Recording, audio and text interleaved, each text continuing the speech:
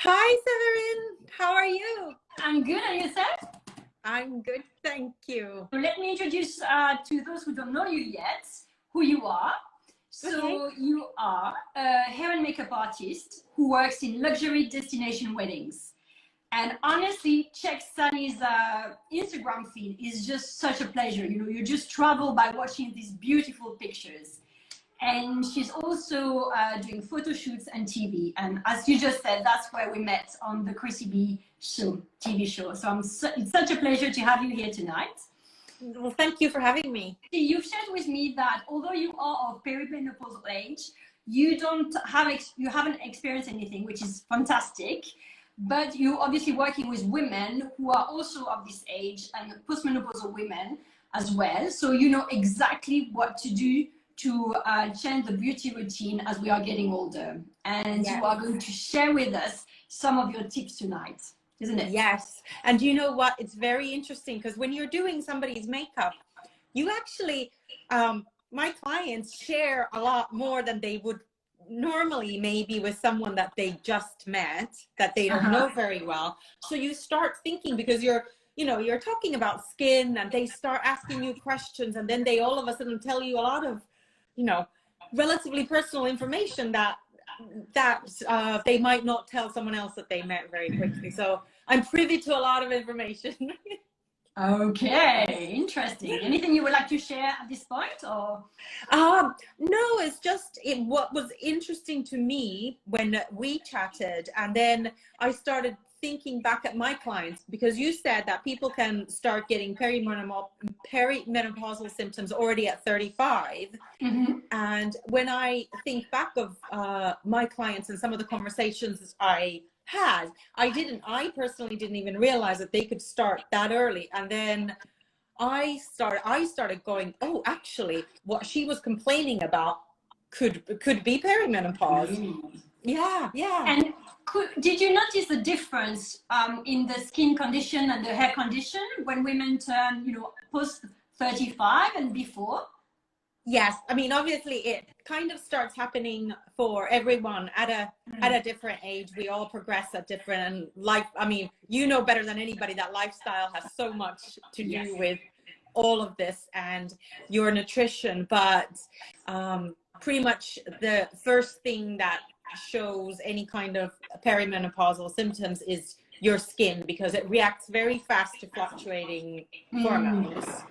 And it would be great to say that this is what your skin will do when you hit perimenopause, but that's not the case, because it can go almost two opposite directions. So some people will start having adult acne and really breaking out, getting oilier in certain points, and some people get incredibly dry and start getting wrinkly what seems like overnight, because they haven't changed their skincare regime. They're still doing the basic things. But I thought I would share with you a couple of really good tricks that actually work for both. Good. What do you want to start with? So if we start with skin, because I think that for all of us, if our skin isn't looking great, that affects everything. It's like you can put on lipstick, but if you feel really unhappy in your own skin, both literally and metaphorically, you're not going to be that happy. So one of the best things ever is, I'm sure everyone has heard of retinols. They're like normal. You can buy them in Boots, you can buy them everywhere. But a step up from that is the brand name is Retin-A, but the actual active ingredient name is tretinol. And I am going to show you, this is something I have started using in the last 6 months. By the way, I just wanted to share that all the products that you're going to share with us today, I'm going to post the links on YouTube. Tretinol is something that you have to get a prescription for. And I had to go through a consultation to start using it, and they mix it for you specifically, and you get this is a 1 month supply, and I get it through the post. And it actually works on both acne and wrinkles, which is brilliant. However, there is a little bit of an adjustment period. The first couple of weeks, I actually went, oh my God, what have I done? My skin was drier. It was flaking, but you have to kind of, and some people actually break out. I didn't break out, but they start breaking out. So you have to go through an adjustment period. And I would suggest then you start using it every other day or every 3 days if it feels too strong. But these little, obviously you can order it from whatever company. They're not, I can't even remember how much this is per month. It's not expensive, actually. I thought it would be a lot more expensive. It's a lot cheaper than all the luxury kind of face creams that don't really do anything apart from look very pretty on our vanity. That is one thing that you could do. Another thing, especially if... Can I ask you? Yeah. Why did you decide to give it a try? Did you see a difference in your skin and you wanted to change it, or did you just want to give it a try because you read about it? I actually saw, it was a client of mine. I hadn't seen her before, so I didn't know what her skin was like before. But she shared with me that she was 55, and I was looking at her skin and going, she's 45 or 35. Like, the skin was really, really beautiful. And she did tell me that from a very young age, she wore SPF, which we all should have started at, you know, as a child. But she said that she uses it religiously. And up until that point, I had thought that only really people with acne use it. So it was seeing that. And immediately once I came home from that client, I'm on my laptop researching what it is, because it's it really convinced me. And it's incredible when you're touching people's skins and you see them without makeup, you can actually really see what the skin is like. Now, if you don't really want to go kind of like a prescription route, but you are getting those hormonal breakouts that can happen, and especially because we're wearing masks now the whole time, so for anybody with hormonal fluctuations, that's even worse. So this is a great and incredibly inexpensive product by the company The Ordinary, and I'm gonna try and pronounce this. I think it's pronounced Niacinamide, 1% and zinc. And nothing ever in my life has actually cleared up breakouts. Nothing, because what I kind of have a combination to dry skin, and when I use anything for breakouts, it dries my skin out, and you have a pimple and then you have dry skin around it, which isn't great. But this is like a very, I'll show you, I'm going to put some on my hand. It's an incredibly light serum. It's like water, and I put it on after cleansing, after toning, before I put on moisturizer, and it sinks right in, and it doesn't dry my skin out at all. And it's not something that works in a day or two. You have to keep using it for about a week or two, but then all of a sudden the breakouts don't happen anymore. I do need to say, I feel like it's my responsibility at this point to say that if you are using any kind of retinol, any kind of products, SPF. Yeah, you have to be very careful with the sun. Yeah, you have to be. So this specific one, I'm not the biggest fan of sunscreens because I always feel like they're quite heavy. This one is by a brand called Thank You Farmer. It's a Korean brand. They do amazing skincare, and it's 50 SPF, and I can put it like straight under my eyes here, where normally you can't actually. My eyes are very sensitive, so I can't put normal sunscreens. But it's never too late to start, even if you spent all of your youth getting a suntan. Yeah, well, I have to say I'm still not using SPF protection, because for me it's more important to get the vitamin D. Yes. Especially, you know, since we live in this country, than just to get a bit of some lines. But I know it's probably not the right thing to do if I want to remain useful. But it's not my priority, so. I do agree on the vitamin D, very much so, but I slather 50 on my face, and then I let my arms or my legs get the vitamin D, because I don't mind if my legs, you know. Okay, do you want me to tell you where actually you get the most vitamin D? It's actually on the face. and the upper body got up to here. Where some damage happens. That's where, you know, the body really makes produce the most vitamin D. So maybe the arms is good, maybe the legs are good, but it's not as efficient. Oh, I'm not willing to give up on that.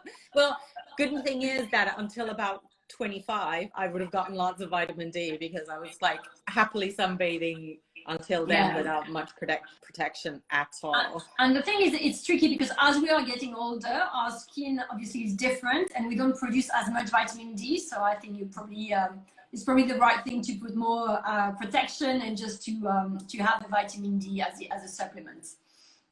Yeah, there's always two sides to every story. I do take vitamin D3 supplements religiously, but of course it's not the same thing as the real thing. Well, you know, we don't live in a perfect world, so we have to find tips and tricks. Exactly. I've noticed with a lot of clients is your hair, your eyebrows, and your eyelashes. So they all start to suffer with hormonal fluctuations, and I'm not like what is the term for the hair trichologist, I think it is. So I'm not an expert on scalp health. What I do know a lot about is growing your eyebrows and your eyelashes back. Even if hormonally your body's saying, okay, your eyelashes are going to start getting shorter and shorter and sparser and sparser. So you can do something about it. I've even recommended this to an 80-something-year-old woman. I'm not exactly sure where she was in the 80s, and even she grew her eyebrows back. So you can grow your eyebrows back. Please share. What is it? And I'm not getting any kind of kickback from this company. So Revitalash, I've tried every serum out there. Apart from Latisse that you need to get on a prescription, but because I have blue eyes and they can actually turn your eyes brown, I didn't want to take the risk. So Revitalash has a serum for brows, which kind of looks like a lip gloss.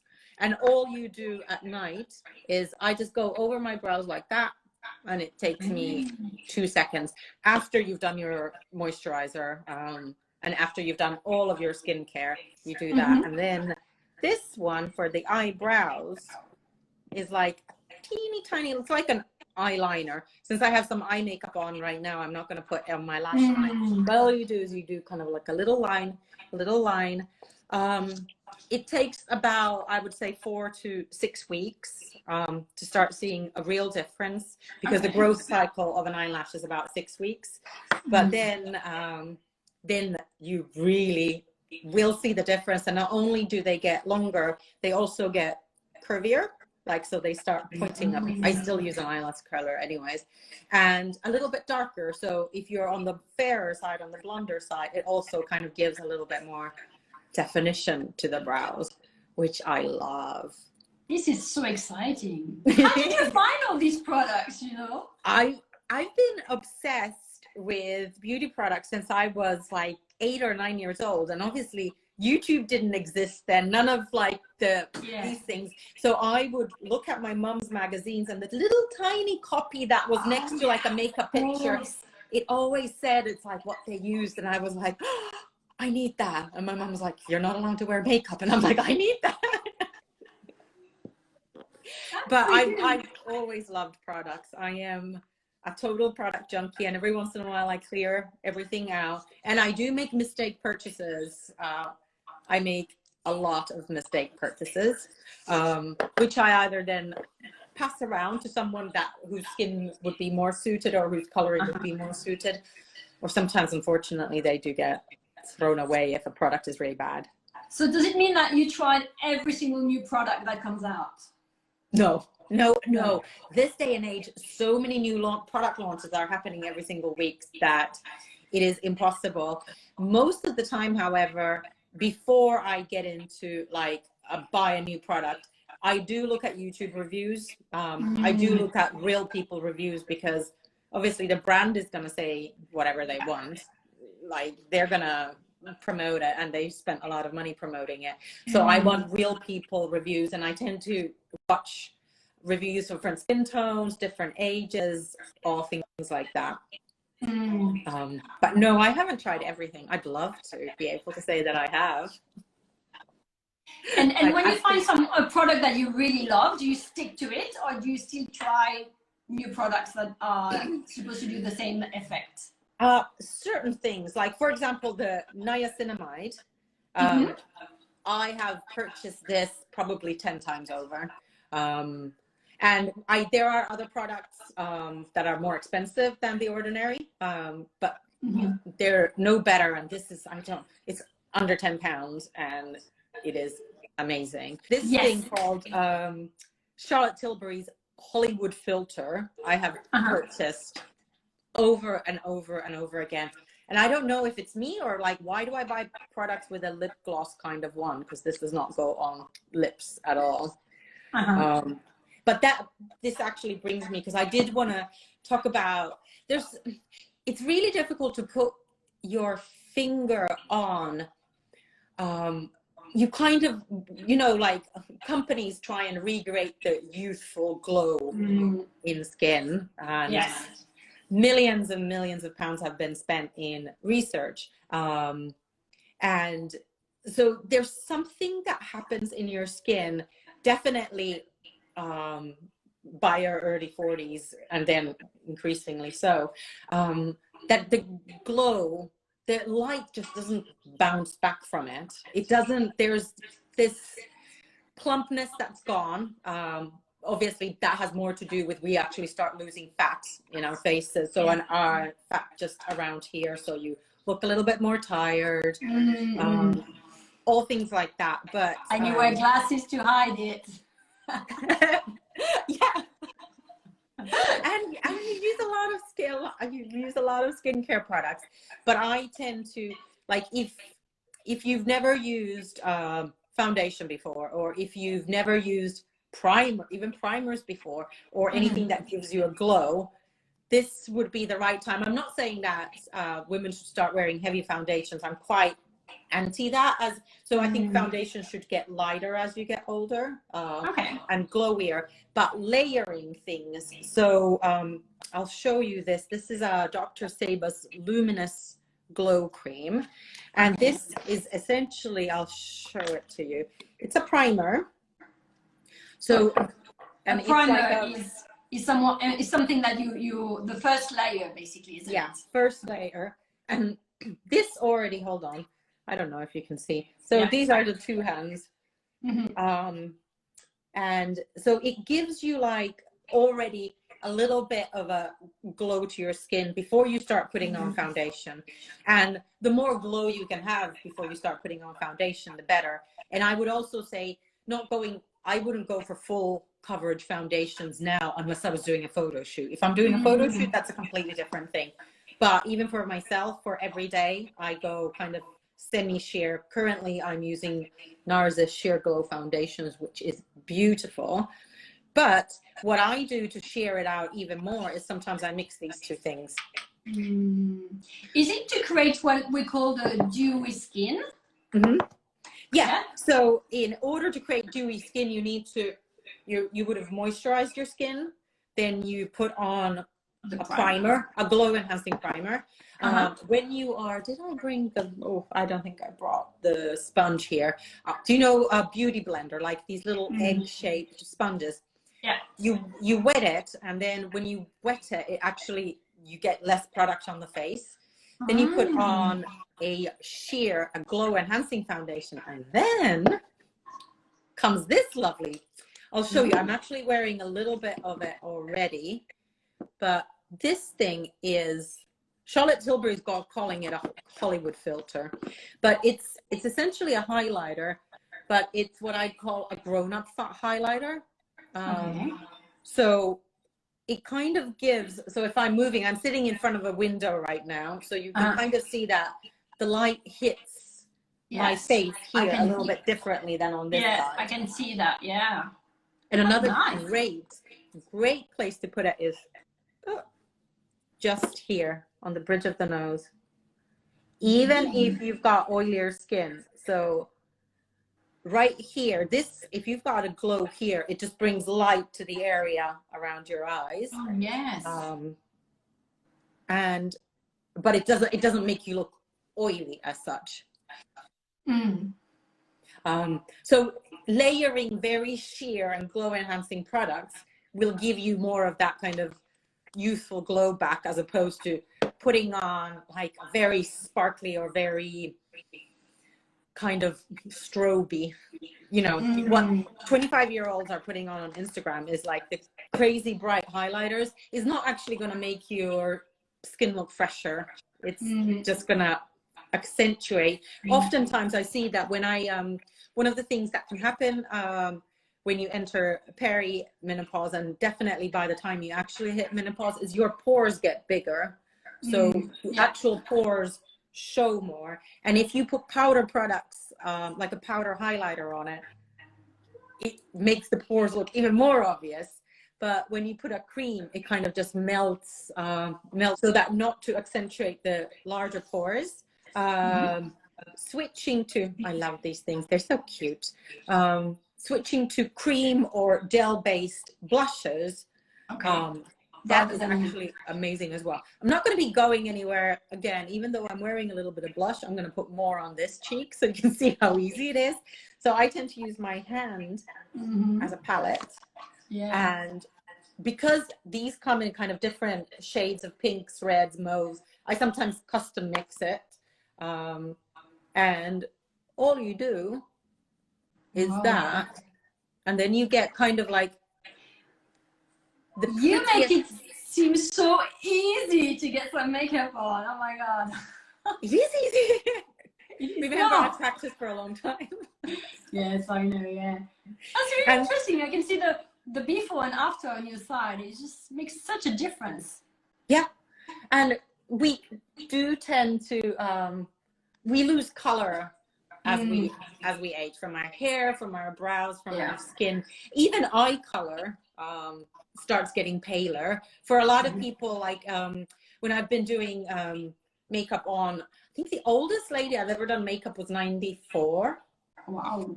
She fell asleep, which was the cutest thing ever. It was in a beautiful, luxurious hotel in Paris, and she was about to attend a wedding, and she fell asleep. But what was nice was she found the whole process relaxing. But your eye, even your like actual eyes get paler. The irises get paler. Hers were almost like the color of water, which was endearing, to say the least.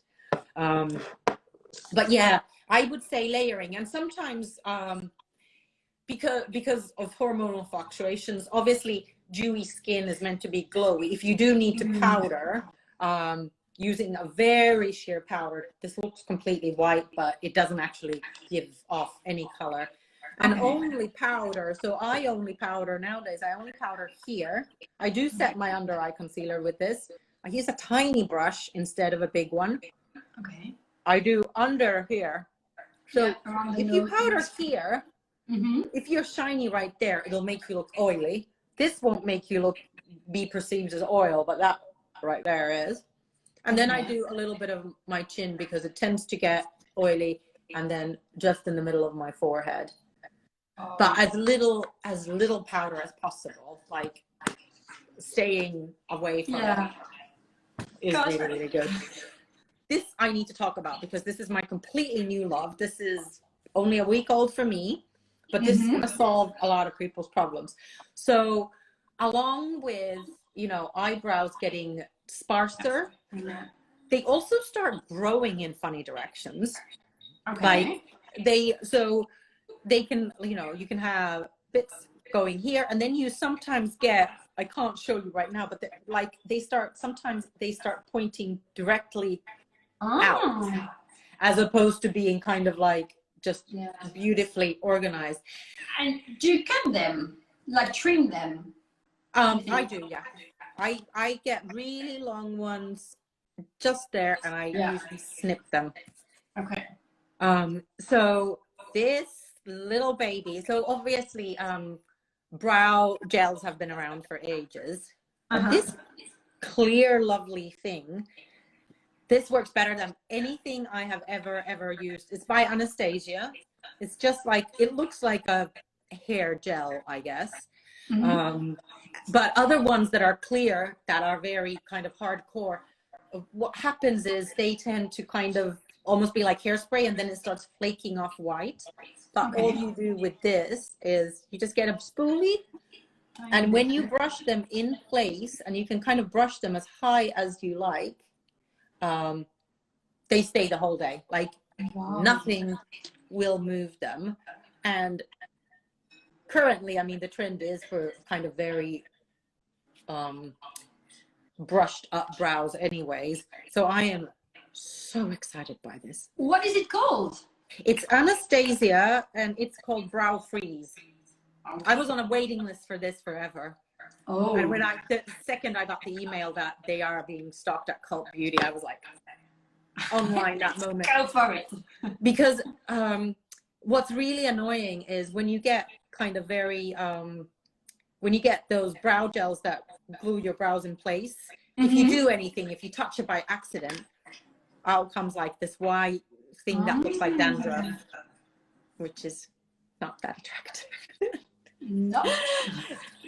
But and I've had a lot of Asian clients, and Asian women tend to have straighter eyebrows than we do, and especially for Asian clients, the eyebrows really can stick up here, and then they go kind of down on the outside. Okay. This baby glues them in place. And one thing I would like to say, because as we all get older, I don't think that, you know, we need to follow every makeup trend or try and like change it to, you know, whatever your 15-year-old niece is doing. You don't need to be doing the same thing, but picking up on one thing that works with your own coloring and your own kind of look that you like to create. So for me, like the big bushy brows, they work well for me. So I'm excited by that. For you, red lipstick works amazingly well. Well, I have to say, I knew you were going to talk about makeup, and I am like no makeup, and the minimal makeup that I do is like lipstick. So I had to do something, lipstick and they match. Yes. Which is like, it's super cute. And when you have found found your own red, like that's the quickest way to get. With what you've explained, I think I'm going to try some of the products. You've convinced me about the blush. It's amazing. And the gel for the eyebrow. Yeah. I have this issue. Yes, I'm going to do the powder around the nose, and I look very shiny. Just there. And like, as you can see, like the tip of my nose is actually quite shiny. That is because when I was doing my makeup, I actually put a tiny dot of that here. So I've got highlighter there. I've got highlighter there. I don't have highlighter there. It makes my nose look like it's more sticky uppy than it actually is. It's just the light is kind of hitting there more. Do you have more like reddish undertones? Yeah, reddish undertone, like small vessels that appear. Is there anything to do with that to actually cover or protect, or because your skin looks like, you know, even and perfect, which obviously, you know, you're working on it. But for me, it's like minimal makeup. I just hate it. Well, a good idea is to review what you are using as skincare, because skincare can aggravate if you're prone to redness. And I know that a lot of people think that natural skincare, so if you buy all natural or organic brands, they're good for sensitive skin, but that's not necessarily the case, because essential oils and all of those things that they have in organic products can actually aggravate it a little bit more. To be honest, I think it got aggravated when I started running outside in winter. Oh yeah, because of the cold. I mean, the hotness from me running and the cold from the air. and I didn't know what kind of products to add, and I didn't think, you know, for a while, and then I realized actually, oh, there is a bit of a change in my skin. Maybe I should have done something. So now it's more about, you know, what can I do now when I put some makeup on. So next winter when you're running, definitely put a really good quality moisturizer on. So protect your skin when you're going out into the elements. So primer wise, you know, primers, not this specific one, but there are primers that have a tiny bit of green in them. And Makeup Forever does a good one. I can actually send you a link to add to the list that you already have. And the thing with that is you don't use a green primer all over your face. So if you find that you get the broken veins on your cheeks, you put the tiniest amount, blended well. I would definitely, if you're using that, I would check in natural daylight so that there's no green cast, because green and red are opposite on the color wheel. It'll just kind of counteract it. But in general, I would say put on a smidgen of a very sheer coverage foundation on top of that. And I know that you're not going to like this, but if you do have a tendency for redness, sometimes wearing a red lipstick actually accentuates. I know. I've just noticed that tonight, actually. So it kind of makes the red areas look more red. Yeah. Thank you for confirming my intuition. So if you're feeling like you've got a really red day going on, maybe go for a more neutral lipstick at that point. Yeah, but the thing is, I need to go to the shops to get another one because that's my old lipstick. Do you not have a collection of lipsticks, Severine? No. I only have 2 colors. This red one to go out to my big things, and something a bit more neutral, let's say, that I wear for business meetings. That's amazing. I'm not a makeup person at all, so I'm learning so much today with you. Thank you. Yeah, you're very welcome. I mean, it is always good to have a neutral like this. What I'm wearing, this is my neutral. My lips naturally don't have a lot of pigment, so if I put on a bright lipstick, it wears me. I love bright lipsticks, and I do wear them on occasion. But like your lips but better color is kind of like, it's not a nude. And as you get older, I always tell people that don't wear a complete nude, because we're starting to lose color anyway. So if you wear like a skin color thing, it's not flattering. So wearing a nude that has a little bit of pink or a little bit of peach or a little bit of mauve in it is so much more flattering. Like so much more flattering. And do you know how to find the colors that would suit you best? Without trying them on. Okay. There's no color chart when, you know, like I remember when I was younger, as you know, teenager, you know, there was these pages in the magazine, and if you have like green eyes and darker hair, you get that and that, and they had all these difficult, you know, tables, and that's how I picked my makeup back then. But I just no, like there are. I mean, still people say that. Like for example, so I have warm undertones, so my skin has a yellow undertone. And in theory, I shouldn't be able to wear like a cherry red. I should be more using kind of tomato red, so a warmer red. Tomato red looks terrible on me, and cherry looks great. And often you can go against of like, if you're a cool tone, this is what you should do, or if you're a warm tone, this is what you should do. Once we can go and actually test things for real. And I know that this is incredibly annoying to any kind of shop girl that is trying to sell me makeup. But what I normally do is I have little disinfectant wipes, and I try on a lip. I wipe it. I don't trust the shop to wipe it. I wipe the lipstick. I try it on, see if I like it, see if I don't like it.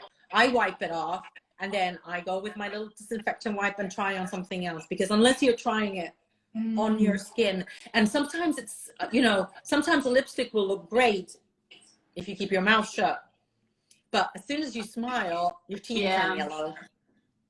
And even if it looks great like this. No, we're not gonna be like this for forever. Okay, I have 3 more questions actually that I ask all my guests. The first one is, knowing what you know today, what do you wish you knew 5 years ago? I know that's a tricky question.